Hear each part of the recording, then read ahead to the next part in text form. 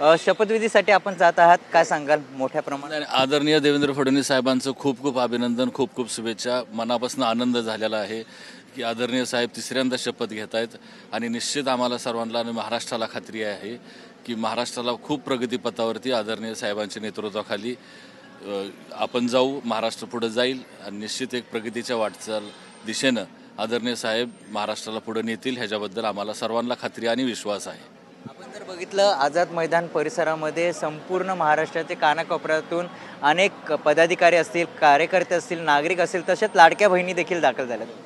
नाही, फार मोठ्या संख्येनं निश्चितच महाराष्ट्रातनं लोक आलेले आहेत, बाहेर राज्यातनं देखील आलेले आहेत.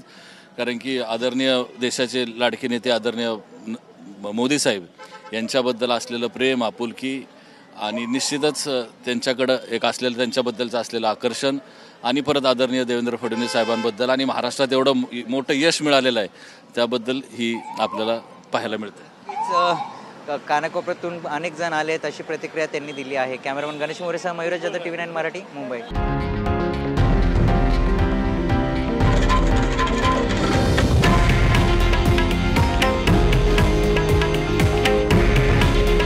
हे आहे देशातील नंबर 1 न्यूज नेटवर्क आणि आपण पाहत आहात TV9 मराठी.